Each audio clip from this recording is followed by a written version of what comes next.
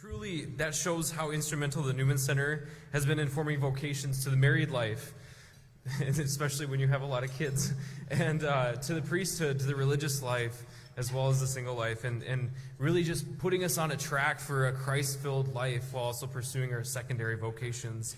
And my favorite part, especially of this last video, is that final scene where it switched into what is to come, what we are going to make for students of NDSU and for our institution as a whole.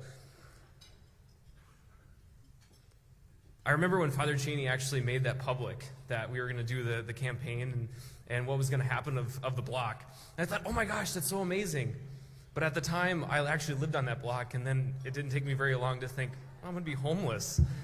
I need to think of somewhere else to live. So now I actually just moved right across the street, and now I get to watch the construction site, pouring cement, or Father Cheney running the excavator that actively took down my house. We said a prayer, and then we went back inside. But now it is my great privilege to introduce the pastor and director of St. Paul's Newman Center. Fresh off a small dairy farm in Wolf Lake, Minnesota, Father came to NDSU as a student in the 1980s. It was through his time there as a student and a janitor that he developed a deep love for Christ and discerned a call to the priesthood. In 1995, he was ordained a priest for the Diocese of Fargo and has served as a military chaplain since 1997. He is the 14th director of St. Paul's Newman Center, and his passion for college ministry and devotion to the NDSU Newman Center is evident to anyone who knows him. Under his leadership, the Newman Center has been recognized as one of the top Catholic campus ministry programs in the nation by the Fellowship of Catholic University Students. If you've ever heard of Focus, that's the organization. Ever heard of Curtis Martin? Adores Father. It's so cute when they're in the same room together. Father has devoted countless hours and many late nights to the mission of forming young people into the image of Christ. And for us as students, we're very, very grateful to have Father Cheney and Monsignor, but especially Father Cheney and all that he does for it. And I didn't mean it that way. We're so happy to have Father Cheney and so blessed for what he's doing for us. And with that, please help me welcoming Father James Cheney.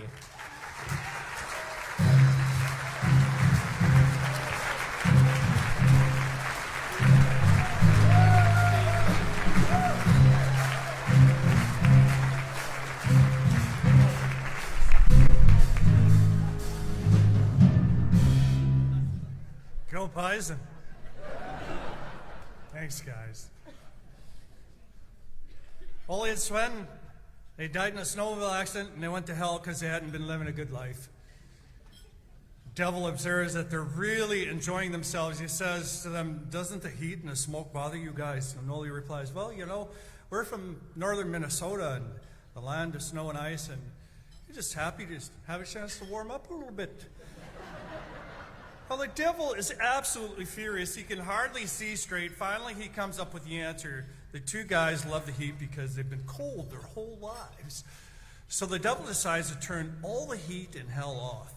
And the next morning, the temperature is 60 below zero. Icicles are hanging everywhere, and people are shivering so bad that they're unable to wail and moan and gnash their teeth. So the devil kind of smiles a little bit, and he heads for the room with Ole and Sven. He gets there and finds them back in their parkas, their bomber hats, their mittens. They're jumping up and down, cheering and yelling, screaming like a madman. The devil's just dumbfounded. He just doesn't understand. When I turn the heat up, they're happy. Now it's freezing cold and they're still happy. What's wrong with you two? They said, well, they both look at the devil in surprise and say, well, don't you know? If hell is frozen over, that must mean the Vikings won the Super Bowl.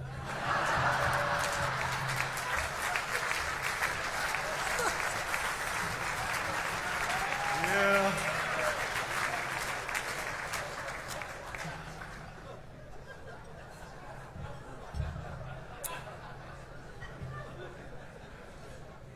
Malcolm Gladwell noted in a recent podcast about the weak link, the strong link distinction in sports teams. And of course, we all know this is the year for the Vikings. They're going all the way, right? We have to tell that as Viking fans. But maybe just think about soccer for a minute with me. Soccer as a team sport. Soccer is a game where if you get a single goal, if you just happen to be lucky, that goal may hold up. And so mistakes turn out to be a very important part of soccer as a team sport. And that leads you to think about, well, mistakes. Mistakes more often are produced by the weaker players on the team. A soccer team has 11 players on the field at any one time. Suppose one is a superstar, and your worst player is maybe 45% as good as a superstar. Because soccer is a sport where everyone on the field depends on everyone else, that 45% player can make one mistake and completely negate the skill of the best player on the field. You could have 8 beautiful passes in a row, but if your worst player, your 45% player, botches the 9th, then all the previous 8 beautiful passes, they're all wasted. Sally and Anderson did a statistical analysis, and they looked at the top soccer clubs in Europe and showed that if those teams upgraded their poorest players instead of their best players, they would score more goals and win more games. A lot more. Soccer is a weak link game, wherein having a better superstar is of course better, but actually having a better end of the bench or 11th guy on the team is actually more influential to whether you won or lost matches. It's almost the exact opposite in basketball. If you think about soccer as maybe a weakest link sport, basketball is probably the most superstar-driven team sport that we have.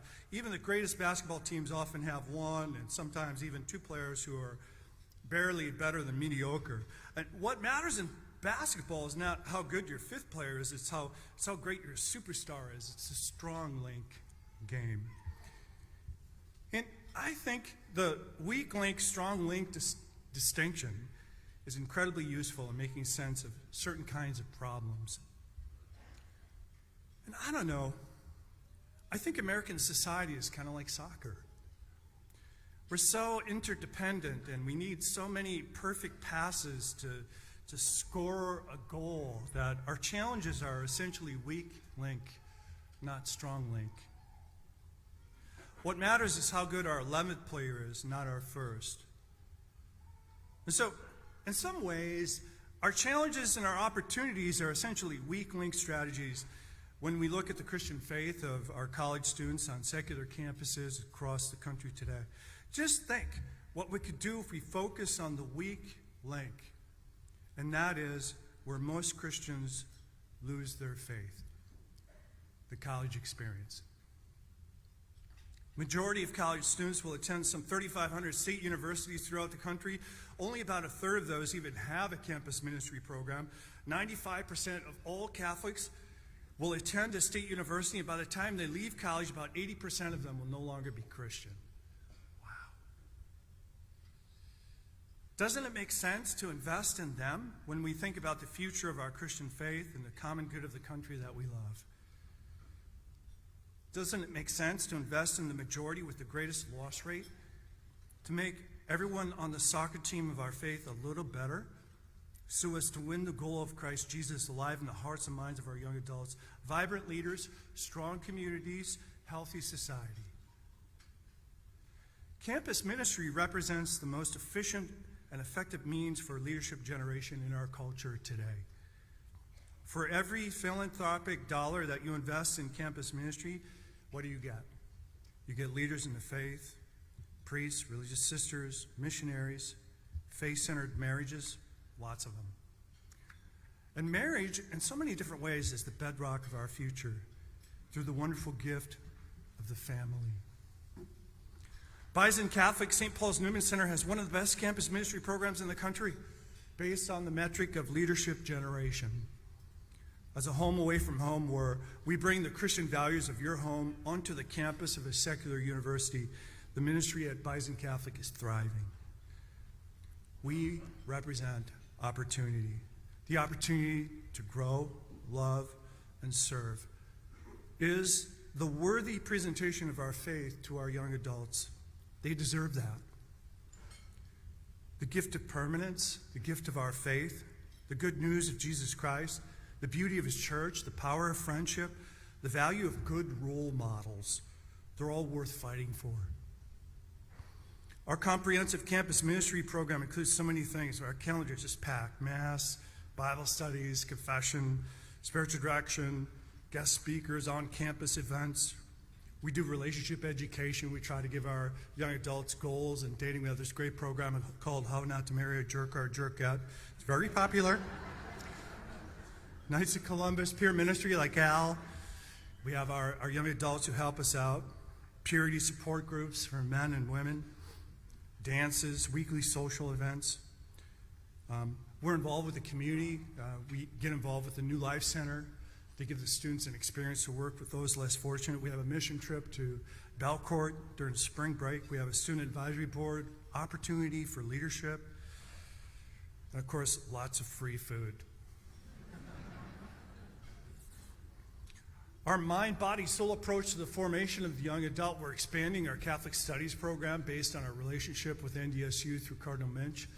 We hope to offer, we are offering courses in religion, and we're the first Newman Center in the country to partner with the National Catholic Bioethics Center to bring in their healthcare ethics certification to a state university. How cool is that? Isn't that amazing?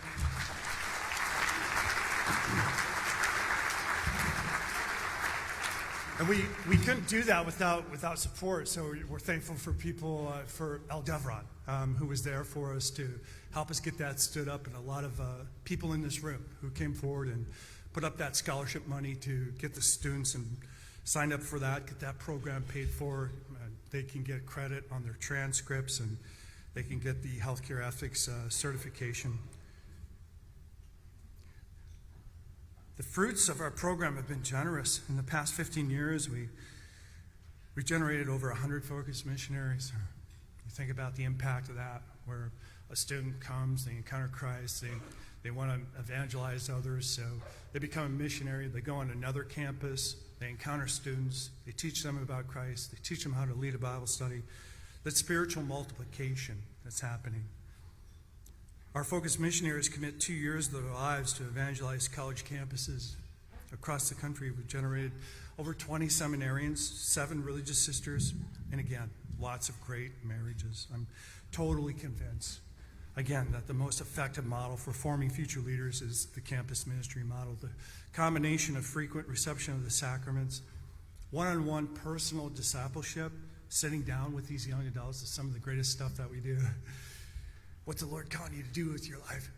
How do you want to make the world a better place? These are the great questions, and who are they going to talk to them about? Their advisor, you know?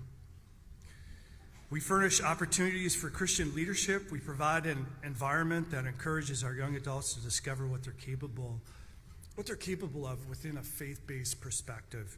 So prayer and opportunities for leadership promote an authentic self-discovery of their own personal destiny, what they're called to, and how God's calling them to make the world a better place. Self-discovery during this important period of transition creates an awareness of personal identity and vocation in the life of Christ Jesus. Some of the best work ever.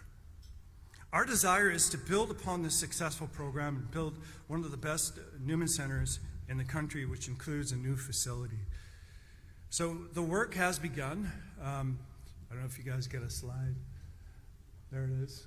So we finished tearing down. Jim Roars gave me the keys to his backhoe there. I think he kind of regretted that later, but I broke his window. Sorry about that, Jim. But he let me tear it down. It was the last one. There's quite a story about that house, too. It's in our latest newsletter. That's where our beloved Sam Trout, that's where we lost him. So it was a lot going on there in my heart as we removed that house and made room for the new Newman Center. Bishop, it was the mic. All right. So, next slide, please. And then, wow, a little PTSD there. But you could see this is the construction site here. They're forming up the walls and footings right now. We hope to get that poured here within before the hard frost comes in. Those are 14-foot walls that are 16 inches thick. So I think we've got another 200-yard pour set for tomorrow. So that stuff's going in. Next slide. You can see these are just pictures of the construction site as it is now. They're digging out more, they're doing more excavating. That's all going to be underground parking all the way along University, basically from 12th to 11th there. So they're big walls and pads that they're getting poured that'll help to support the precast that's going to go on top of those walls. Next slide, please. There is a little aerial shot. You can get that right on the way in the 3-1 there.